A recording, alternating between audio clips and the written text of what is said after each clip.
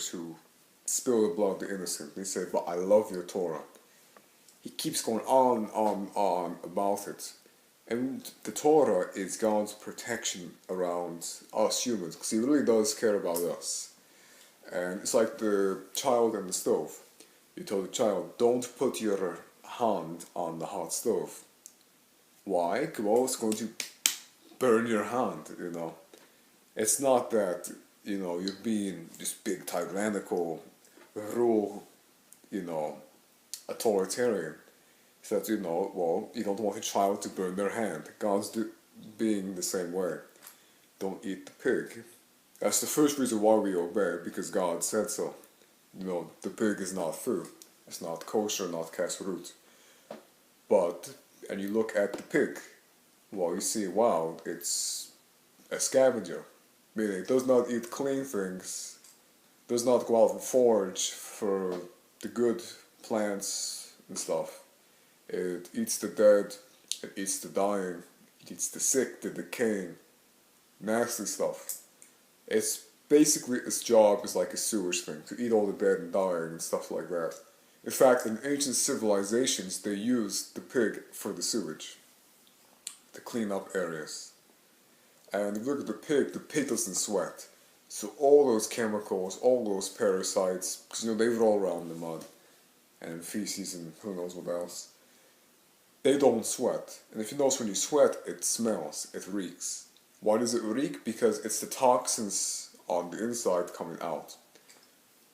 To take this further, if you notice people who eat clean, I'm talking Jews, maybe even vegan, as in a healthy vegan, not the liberal vegans that do it for different reasons. I'm talking about the health ones, you know. If you smell, I'm not saying to go up and smell them, but there have been studies that have been done where they don't smell as much. There's no terrible stench versus someone who eats junk food. Because if you're eating junk food, there's more chemicals in the body, so when it comes out through the pores, you smell it, you know. So the pig doesn't sweat, so all those chemicals, parasites, they're all still inside the flesh. Not good to eat. I mean, would you eat a vulture? Would you eat a cockroach? Because I mean, cockroaches of the sea, what are they? Shrimp, crab, and lobsters, you know. It's for your own protection. You know, don't commit adultery. Don't cheat on your wife, your girlfriend, stuff like that. Why? Well, not only because God said it, because it will also cause more issues, certainly, for sure, more issues in the future. So God's saying, He's looking ahead with His foresight, with His wisdom, and He's telling you the safe zone. Alright, here's the cliff. At the edge, there's a fall off, right? So God's saying, you know, here is the edge of the cliff. Don't walk off the end, you know. Because the Torah is truth, it is righteous, it is holy, it is just, it is good. And so everything that I just said there, holy, just, righteous, and good, to sin is to go against Torah. And then sin is the opposite of those things I just said. So onwards to Yeshayahu. I felt the need to say that, so part of me seems a bit dragged out.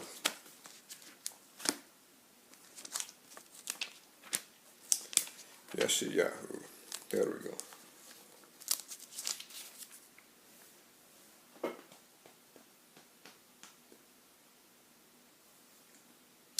Whoops, 111, not 11:1.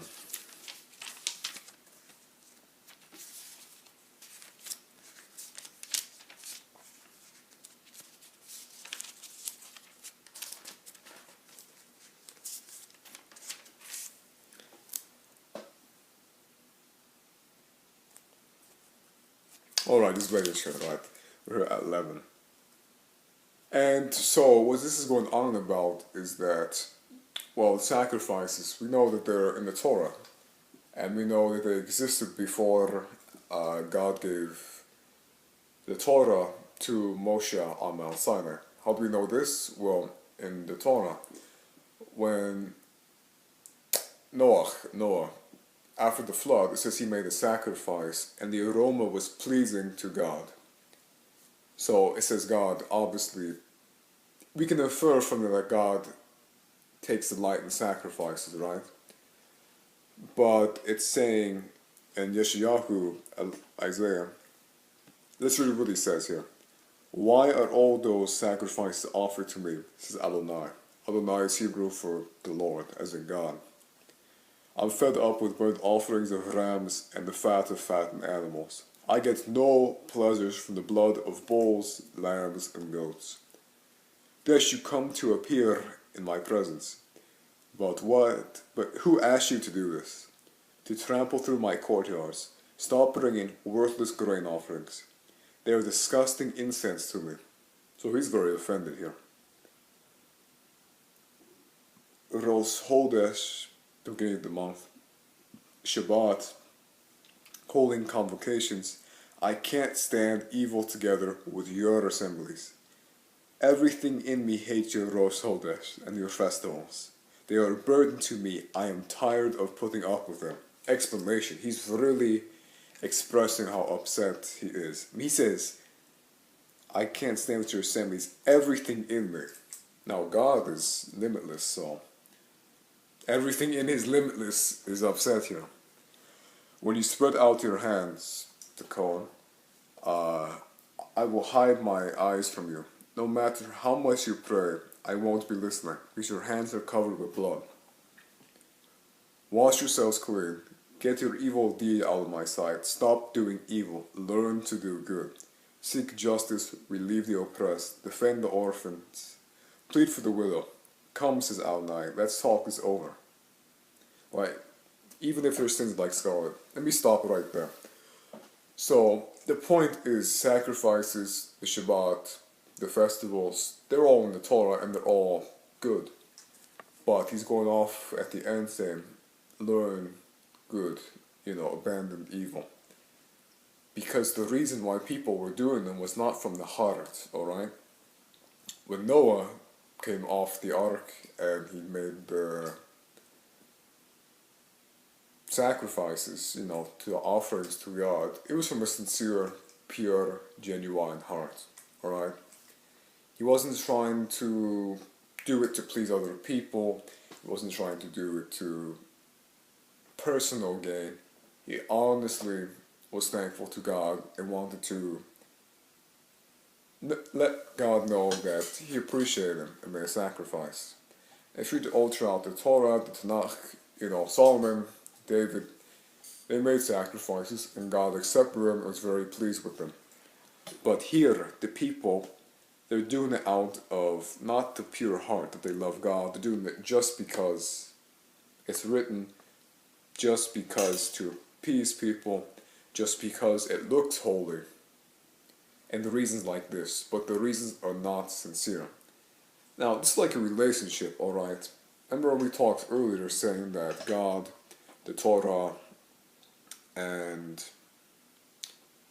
the Torah, when it's given down to Israel via Moshe, it's like a marriage ceremony, alright, with Moses being the priest that does the marriage, the intermediary between God and Eretz Israel. So,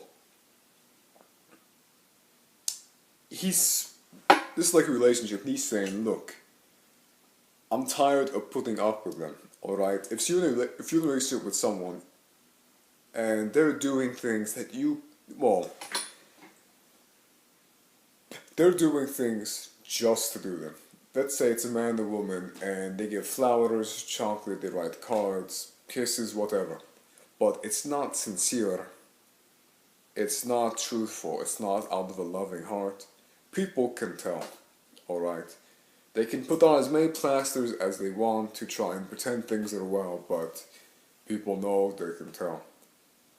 And God is not one to sit here and obviously be bamboozled. He's very upset, So imagine that you're in a relationship and someone's doing things you do not like. Do it from an insincere, not truthful, not loving way.